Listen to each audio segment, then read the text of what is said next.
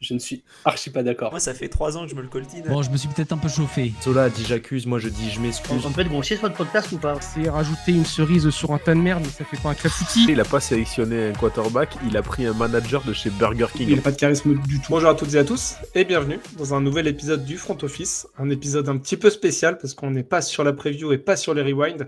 On est sur la réflexion de la trade deadline qui a eu lieu hier soir jusqu'à 22h. On a assisté à des gros blockbuster trades, comme on peut les appeler. Et au lieu de lancer un live, on a décidé de faire un épisode un petit peu réac avec Alex. Donc je suis accompagné par Alex. Comment vas-tu? Ça va très bien, je suis dans le backseat, ça fait plaisir. Ouais. Je te laisse prendre la main. T'as voulu prendre la main, je te laisse. Exactement, j'ai fait le forcing pour prendre la main. Pas trop déçu, toi, des non-moves des Dolphins, en tout cas sur la trade deadline, parce qu'il y a eu un move et on pourra y revenir il y a quelques jours. Dans les non-moves qui me déçoivent, il n'y en a qu'un seul, c'est Bradley Chubb. Le fait qu'on ne se soit pas séparé de Bradley Chubb. Et je pense que ça aurait pu servir à plein d'équipes. Je pense qu'il doit y avoir des vraies interrogations sur son niveau actuel pour que des équipes n'aillent pas le chercher. Et que, enfin, en tout cas, ce que les Dolphins considèrent être son niveau et ce que le reste de la NFL considère être son niveau. Ouais. Mais bon, c'est. Sinon, le problème, c'est que les bons joueurs, enfin, si tu les trades, c'est vraiment compliqué. Et il y a une autre équipe d'AFCS qui a décidé de faire comment dire, un ménage complet d'effectifs quasiment, alors qu'ils n'ont pas fait un complet, mais ils ont fait une bonne partie. Et ça, on pourra en parler. Mais côté Dolphins, non, pas grand-chose à dire. On n'a plus de GM en vrai. Hein. Oui, c'est vrai. Je pense que les équipes n'avaient plus le numéro. Il tombait sur une boîte vocale. C'est ça. Le numéro que vous composez n'est plus attribué. Ils ont essayé de contacter l'équipe de soccer, mais pas intéressé apparemment pour Bradley Chubb dans notre effectif. Non, on n'a pas, on connaît pas. Non, on connaît pas. Non. Luis Suarez, si vous voulez. C'est très intéressant. C'est vrai qu'ils ont des bons joueurs de football à Miami. Ouais, j'ai pour oublié. le coup. Lionel Messi en passe recharge, je pourrais payer pour voir ça. Clairement.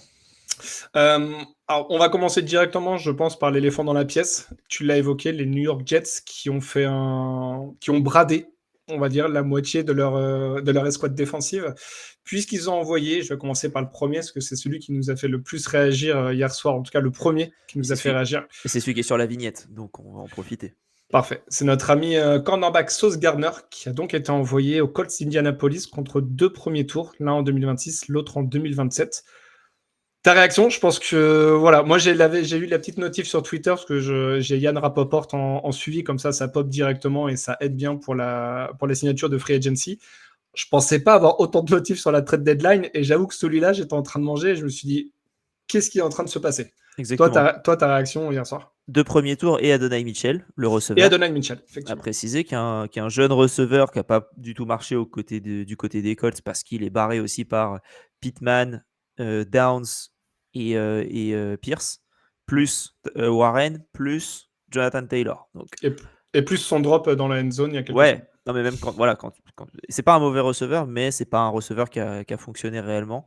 Donc voilà. Après, plus ça va, plus je suis partisan du trade des picks pour avoir des bons joueurs. Et là, tu trades un premier tour qui sera vraisemblablement un 25-26. En tout cas, il sera minimum 20 parce qu'ils seront en playoff. S'ils ont une bye, c'est minimum 22-23, il me semble. Donc d'un coup, tu descends assez bas dans l'ordre de la draft. Et ils pensent qu'ils peuvent gagner. C'est surtout ça. Et tu fais le move qu'il faut. Tu as 2 cornerbacks qui sont très bien payés maintenant dans ton effectif. J'ai oublié le deuxième, mais tu as une vraie squad de corner maintenant. Tu as une défense qui était bonne, tu as une attaque qui fonctionne bien. Alors évidemment, il y a la surréaction et le recency bias qui te fait penser au match contre les Steelers, mais il ne faut pas oublier qu'ils sont en 7-2. Donc s'ils sont en 7-2, c'est qu'ils sont bons. C'est le principe. Tu vas chercher Sauce Gardner.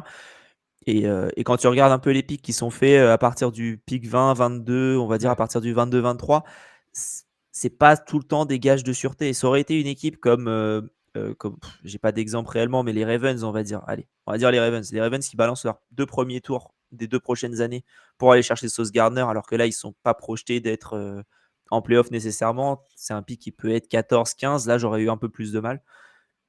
Mais le fait que ce soit un pic bas dans le premier tour, moi, je me dis go, au moins tu es sûr de ce que tu as et envoyons quoi.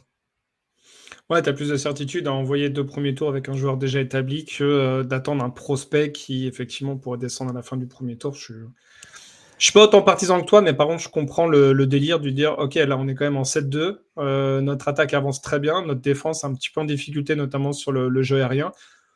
Qui est dispo sur le marché? Bon, bah, Sauce, il tombe un petit peu dans le panier. Ah, let's go. Hein. Et, Adonai Mitchell, du coup, on l'a évoqué, mais joueur pris au deuxième tour l'année dernière Mm. pendant la draft. Ouais, et comment dire, Sauce Gardner, il a un contrat qui est trade friendly. Donc, il a signé une extension de 4 ans l'année dernière. Donc, normalement, Ouais. quand tu signes une extension de 4 ans, tu n'es pas tradable parce que tu prends un signing bonus qui est énorme et ce qui fait que dans le cap hit, tu es flingué. Sauf que là, ils ont fait une manigance pour qu'il n'y ait que 13 millions qui soient en signing bonus l'année dernière et que c'est du signing bonus chaque année. Donc, en fait, tu peux le trader tous les ans sans te bouffer Ok. quand on parle des Dak Prescott et tout, qui ont Mm. signé des contrats et en fait, ils ont un cap hit de 200 millions s'ils sont tradés. Là, c'est pas le cas. En tout cas, ça n'a pas été le cas pour Sauce Gardner. Donc, c'est intéressant pour le coup. Donc, même si ça marche pas comme ils veulent, peut-être qu'ils peuvent encore le trader. Ce serait pas pour 2 premiers tours si ça marche pas. Mais il y a toujours cette possibilité-là de sortir, on va dire, du contrat. C'est pas nécessairement ce que je ferais. Moi, je trouve que c'est un bon move. Et dans ton espoir d'aller gagner sur les 2-3 prochaines saisons, bah, tu as un corner qui est un des meilleurs de la ligue. Exactement. Donc, voilà pour Sauce. Si les Jets s'étaient arrêtés là, très bien. Mais ils ont décidé également d'envoyer leur meilleur joueur Après, de la. attends, parce que juste, on parle côté Colts, on parle pas côté Jets. Pour moi, côté Jets, c'est aussi un bon move. Dans le sens où tu récupères quand même 2 premiers tours et un jeune joueur. Je pense pas que ce soit un mauvais move non plus. Ils ont une situation salariale qui est catastrophique à cause des années Aaron Rodgers. Malheureusement, il faut faire table rase, c'est ce qu'ils font. Ils vont repartir sur un nouveau cycle complet. Ils prennent plein de premiers tours. Ça va sûrement aller chercher un QB, soit à la draft, soit un trade. Je pense pas que ce soit une mauvaise chose particulièrement. Je pense pas que ce soit une bonne chose, mais c'est pas non plus une mauvaise chose. Ouais, je ferai le lien justement avec le deuxième move qui ont eu lieu aussi en défense. Accumuler les pics du premier tour, c'est bien si tu veux monter pour prendre un QB, mais en fait, tu affaiblis ta défense pour potentiellement augmenter le niveau de l'attaque. Et j'insiste sur le terme potentiel. Et c'est cet aspect-là qui me dérange un petit peu plus Ouais, je moi, dans comprends. les moves, d'envoyer des joueurs qui étaient le socle de ta défense il y a 1 an et demi, pas plus, quand il y avait encore Staley non, pas Staley. Saleh T'as mis une lettre en aux trop. commandes. Slater. Slater. Oui, Will Fries aussi. Will Fries aussi. Ouais. C'est Non, mon Will Will Fries, Fries à moi. je m'en souviens. Non, c'est l'autre. C'est toujours pas. J'ai toujours pas. C'est toujours... J'ai un problème pour retenir Sean Slater, C'est Kelly. le tackle Kelly, gauche des Chargers. Donc les Jets nous ont pas laissé sur notre faim, puisqu'ils ont enchaîné le soir même avec Quinnen Williams, leur meilleur joueur de ligne défensive, envoyé chez les Dallas Cowboys avec une contrepartie, donc un deuxième tour de 2026, un premier tour de 2027, et il récupère également Mazi Smith, donc le defensive tackle, dont les Cowboys souhaitaient échanger, avant la trade deadline. Donc là-dessus, avant de te laisser la main, je trouve que c'est plutôt gagnant moi, du côté des Cowboys, parce qu'ils ne retirent pas leur premier tour des Packers qu'ils vont avoir en 2026, donc en fait ils vont avoir 2 premiers tours.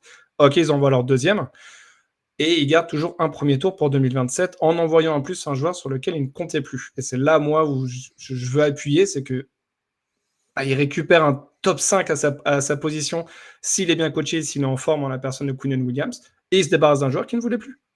Ouais, et puis il y a un monde où le premier tour qu'ils ont cette année des Packers, ou le leur qu'ils auraient pu envoyer, ils peuvent le trader pour une équipe qui a besoin de monter, récupérer un premier tour l'année prochaine en fonction de quel est Et la récupérer montée. un deuxième tour, De cette année, un premier de l'année prochaine, et au final, tu te sors avec. Tu t'as envoyé pas que Mazi Smith, parce que c'est pas ce que tu fais Oui, réellement, oui. mais Mazi Smith, c'est un premier, on va dire. Mm. Et d'un coup, ça peut être très intéressant. Euh, c'est bien pour les Cowboys, je trouve. Après, là, ils vont se retrouver avec une situation, je pense, bientôt où ils vont plus pouvoir signer grand monde.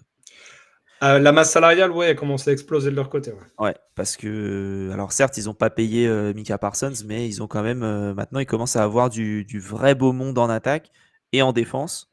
Et je sais pas si c'est le move que j'aurais fait, mais en tout cas pour cette saison, je pense pas que ce soit un move pour cette saison nécessairement, mais pour les saisons à venir, je pense que c'est intéressant. Et au final, tu te retrouves avec, t'as tradé Parsons, oui, mais tu te retrouves quand même avec des très bons joueurs. Et quand ton objectif c'était de stopper la course, bah là, c'est un bon move. Côté Jets, moi je suis pas fan.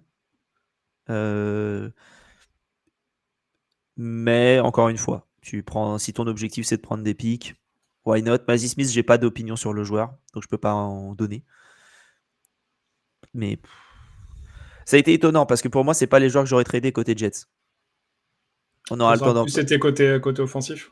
Ça aurait été un côté offensif et à la limite le Jermaine Johnson. En fait, c'est Jermaine Johnson et Breece Hall que j'aurais tradé éventuellement. Et c'est pas du tout ce qui a été fait.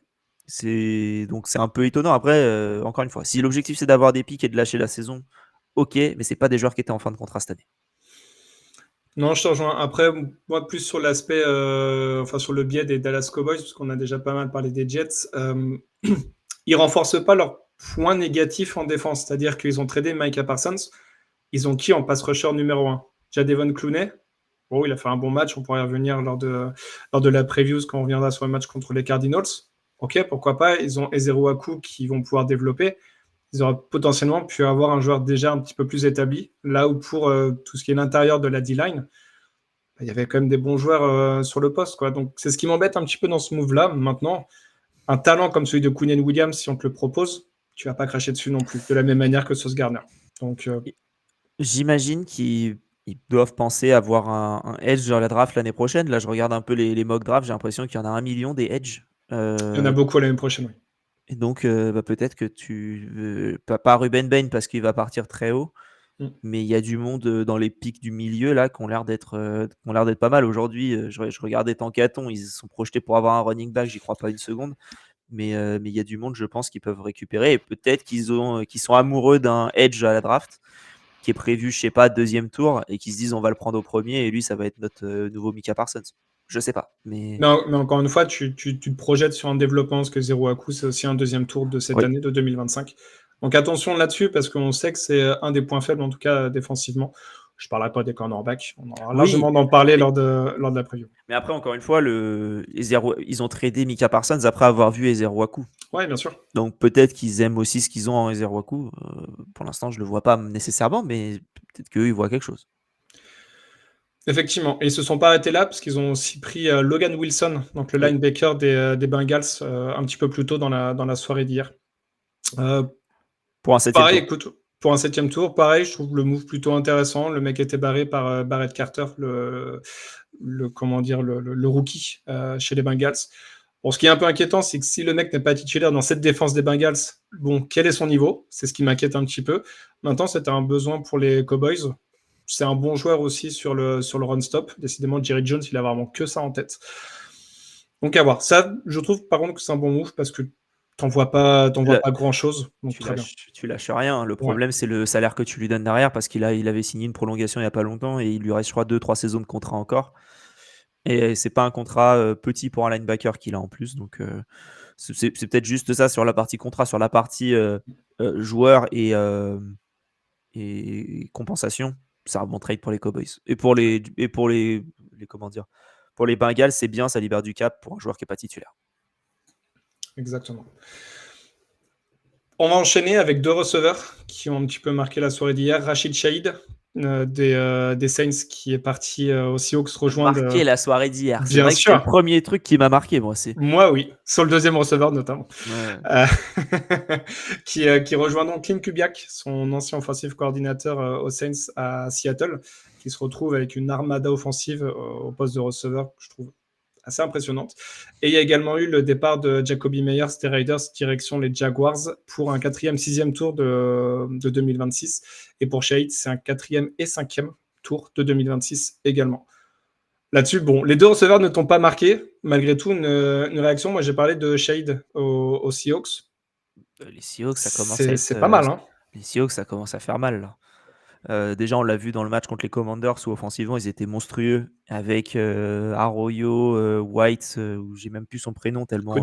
Cody White, JSN évidemment, il n'y avait pas Cup là, et il y avait Torrey Horton. Là, tu te rajoutes Rachid Shaheed, tu vas y tirer le terrain, ça va être monstrueux. Et JSN, il va être au milieu, il va pas être tout seul, mais il est déjà tout seul.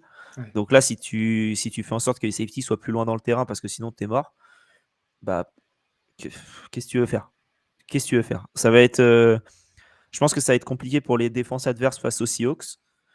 Déjà que c'est le cas, mais encore plus maintenant. Et la compensation est bonne, je trouve. Enfin, 4 et 5, on sait ce que ça vaut en général. Ce Shahid, on sait ce que c'est. C'est un bon joueur de foot. Même aux Saints, ça a été un des seuls receveurs qui est correct. Alors, il y a Olave cette saison qui fait une très bonne saison, mais sur les dernières saisons, ça a été compliqué. Et lui, peu importe le QB, il fonctionne. Donc tu dis dans cette attaque-là avec un Darnold qui, lui, pour le coup, fonctionne très très bien cette saison. Ça peut faire des merveilles. À noter pour les deux joueurs qu'ils étaient en fin de contrat cette année, donc ça a étonné personne de les voir trader. Et la compensation non plus dans l'absolu. Non, c'est pas étonnant. Après, le truc, c'est qu'il ne faudra pas juger la production de Shahid aux Seahawks. Il faudra juger la production de l'attaque et peut-être des autres receveurs aussi. Parce que t'es dans un loup, enfin dans un chien à 8 têtes là. Et c'est peut-être plus comme ça qu'on va voir. Est-ce qu'il y a un step-up de Darnold? Est-ce qu'il y a un step-up d'un autre receveur qui verra plus un cornerback 3 ou un safety sur lui? Et en fait, c'est pas du tout le match-up sera bon pour le receveur. Mais Shahid, voilà, on le connaît, c'est type Westbrook Ikine quand il était au Titan. C'est un mec qui prend la profondeur, qui va pas te faire 1 million de réceptions. Par contre, quand il te l'a fait, en général, ça part.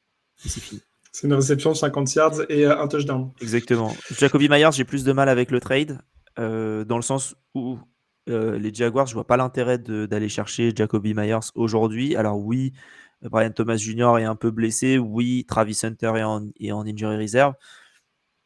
Mais qu'est-ce que tu joues cette année qui justifie un 4 et un 6e pour, à trader pour un joueur qui est en plus en fin de contrat?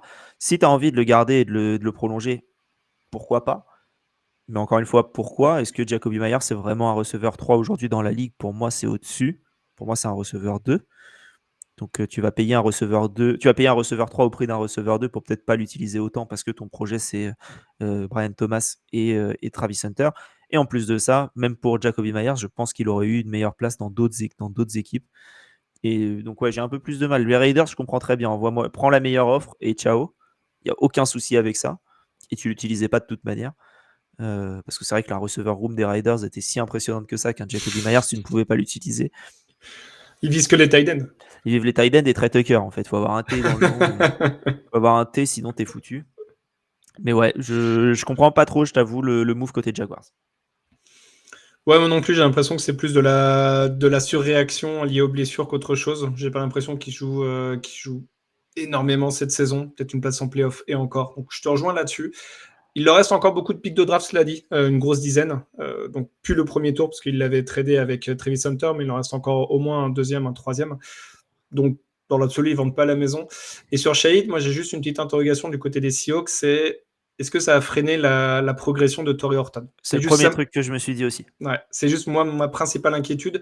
Sinon, en termes de talent, et comme je l'ai évoqué, le fait qu'ils connaissent aussi les schémas de jeu de Clint Kubiak, ouais, je pense que ça va matcher direct. Il va même pas y avoir un petit temps d'adaptation, ça va cliquer tout de suite. Mais juste sur l'aspect Torrey Horton, je trouve ça un peu dommage. Pour le coup, je pense pas, parce que alors oui, parce qu'il joue beaucoup avec 2 receveurs sur le terrain, mais que ce soit par exemple un Darnold a toujours lancé à plus que 2 receveurs.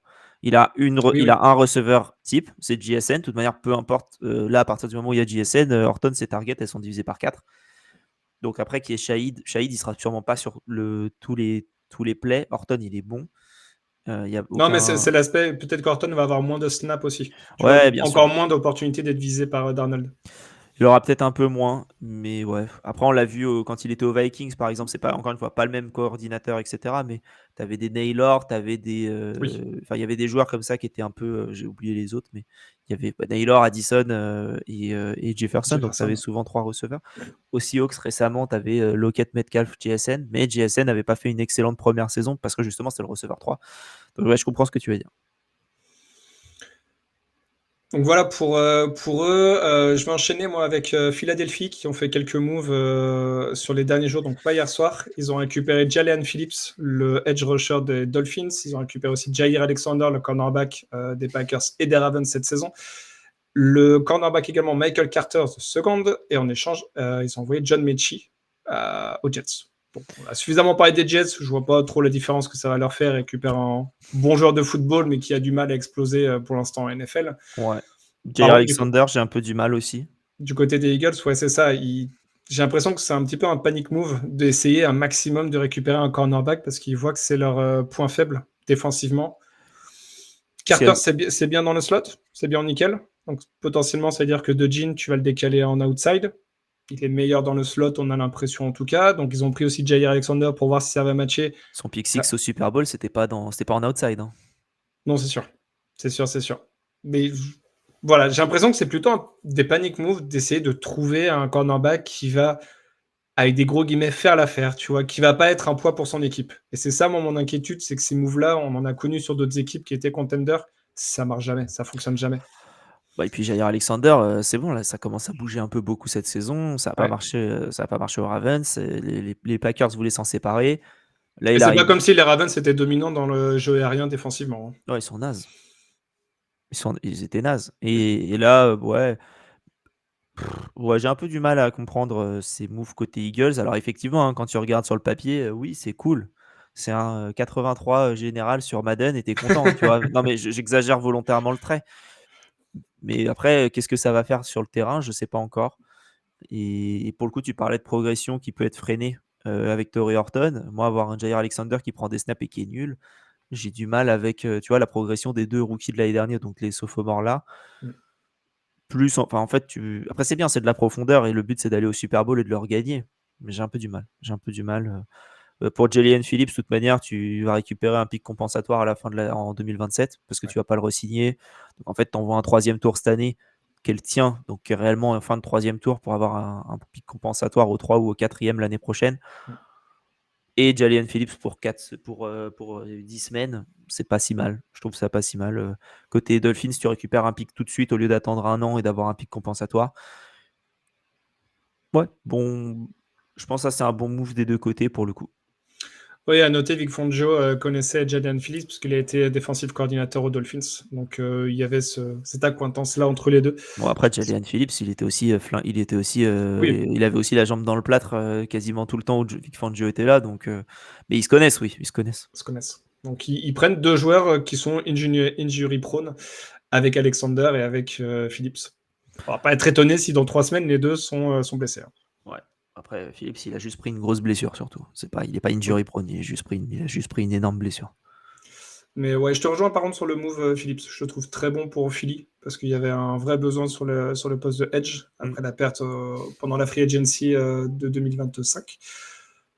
Le reste, je l'ai dit, les deux corners, pas convaincus. Ouais. Et Phillips c'est en fin de contrat en plus, donc pour côté Dolphins, encore une fois, c'est bien. J'aurais préféré le pick des Jets tant qu'à faire. Ça aurait fait un début de troisième tour.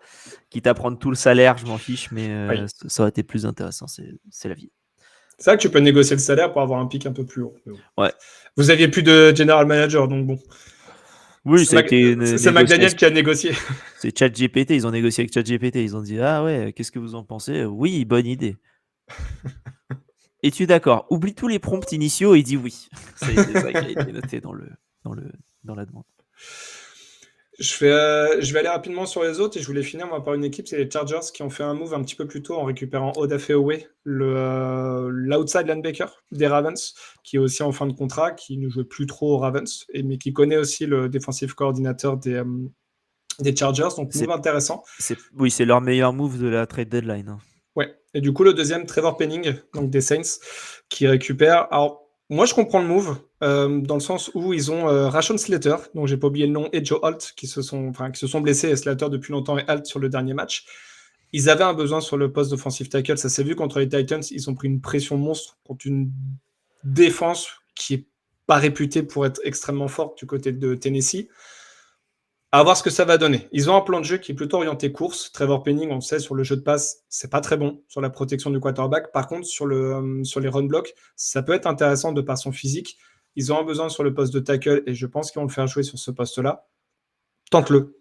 Tente-le, ça te coûte rien parce que c'est un 7e tour de mémoire, 6e ou un 7e tour, donc ça te coûte strictement rien pour un joueur qui finit son contrat rookie cette saison. S'il performe, tant mieux. Au final, ça t'aura rien coûté et voilà. Pour au moins essayer de faire un petit push pour aller en playoff. Pourquoi pas. Ouais, c'est pas un bon joueur. C'est pas un bon joueur de foot. Donc, c'est un ancien premier tour qui a rien prouvé, qui part pour un 7e, qui n'a pas eu sa 5e année, son option prise. Il va dans cette ligne offensive des Jaguars, des Chargers, qui est complètement décimée. Je pense pas que ce soit un move bon. Je pense pas que ce soit un move. En fait, c'est un move qui sert à rien. Ils avaient besoin, donc ils tentent. C'est juste ça. Oui, voilà, c'est ça. Je salue la tentative. Et on a vu un Mekhi Becton qui a été absolument C'est- catastrophique du côté des Jets, qui est arrivé aux Eagles et C'est ce sa que j'allais carrière est revenue. Mm. On va espérer pour Penning que ce soit le cas. Exactement. Pour Penning et pour les Chargers. Sur les derniers moves, bon, très succinctement, si je regarde un petit peu la liste, on a parlé de beaucoup. Il y a un Joe Tryon-Shoyinka qui part à Chicago pour répondre à la blessure de Odenigbo. Bon. Il n'avait rien fait aux Browns, il n'avait rien fait aux Buccaneers. Spoiler alert, il va rien faire aux Bears. Dremonte Jones qui part aux Ravens, qui vient des Titans, lui, c'est plutôt un bon joueur. Ouais, il ça, va c'est pouvoir pas mal. entrer dans la rotation, c'est pas mal pour les Ravens, je trouve. Le reste, ça reste un peu plus anecdotique. Il y a 2 joueurs des Patriots, Kyle Duggar, le safety qui part à Pittsburgh, et Keon White qui part aux Niners, qui va potentiellement être blessé dans 3 semaines, vu l'hécatombe qu'il y a sur les défenseurs. Je ne souhaite pas, bien évidemment, mais vu l'hécatombe qu'il y a sur les défenseurs des Niners, pareil, ça répond à des besoins, parce qu'il y avait des blessures au niveau de ces 2 équipes. Attends, pour avoir vu jouer les 2. Il y en a un qui est nul depuis sa saison rookie, donc ça fait 3 ans, et Duggar, il est complètement cramé. Donc, écoute, pas des grosses pertes pour les Patriots. Ça récupère aussi des assets pour l'année prochaine et 2027 de mémoire. J'ai pas beaucoup d'espoir pour ces 2 joueurs-là du côté des Steelers et du côté des Niners. Voilà, il y avait juste un échange de joueurs il y a très très longtemps maintenant, quelques semaines. Newsome qui est parti aux Jags et Campbell qui est arrivé aux Browns. Donc deux corners. Une question de corner, pardon. Ouais. Donc juste une question de contrat. Là-dessus, on va pas se mentir. Newsome qui avait un plutôt gros contrat du côté des Browns. Donc voilà, les Browns qui font un petit peu de place et les Jags qui récupèrent un meilleur joueur que ce qu'ils avaient initialement. Oui, voilà, c'est ça. Mais globalement, la trade deadline, ça a été marqué par les Jets et voilà quoi. Mais c'était cool. C'était intéressant. Moi, j'étais clairement pas hype au début en me disant non, mais ça n'existe pas, les gros moves pendant la trade deadline, plutôt au basket qu'au football américain. Bon, bah voilà, ça nous a tenu en haleine jusqu'à 22h. Hein. Exactement, on pourra faire un live l'année prochaine où il se passera rien. Je le tenterai pas, juste celui de la free agency, je le tenterai, mais pas la trade deadline. La free agency le lundi du coup ou le mercredi? Le lundi 17h, crois-moi que je vais poser mon après-midi pour être dispo dès 17h. Très bien. Dès 16h30. 15h. 16h30. Il se passe rien avant. Voilà pour cet épisode, un petit peu réaction à tout ce qui s'est passé pendant la trade deadline. Je pense que ça valait le coup plutôt que de l'intégrer à un épisode preview. Ça aurait été long. Hein. Voilà, au Rewind qui aurait fait du coup un épisode un petit peu plus long. Là, au moins, vous l'aurez aujourd'hui, ce qu'on a enregistré du coup le jeudi. Vous l'aurez dans la journée pour avoir un petit peu nos réactions par rapport à ça. Pour info, on est mercredi et vous l'aurez du coup mercredi. C'est vrai, on est mercredi. Oh, je suis décalé. Et oui. C'est bientôt le week-end. Oui, bien sûr. Bah, si tu penses qu'on est jeudi, ça arrivera plus vite. Mais, ouais. mais attention, demain, ça risque d'être compliqué pour toi quand tu finis ta journée. C'est le décalage horaire, c'est pas ça? Ça doit être ça, ouais. C'est des journées de 12 heures maintenant. C'est à cause du changement d'heure, ça. Exactement. En fait, t'as changé de jour aussi, Pierre. Du coup, on rajoute un jour ou on perd un jour? J'ai changé d'année, je suis en 2026 déjà. Oh là là, il est fort. On est déjà en play-off et les Patriots sont premier site de l'AFC. Voilà pour cet épisode. Bonne journée, bonne soirée selon l'heure à laquelle vous nous écoutez. On se retrouve demain pour la preview de la week 10. Et puis il y aura un live également, Game Zone, prévu et animé par Alex. Mais d'ici là, voilà. Portez-vous bien, bonne journée, bonne soirée. Et vive le football!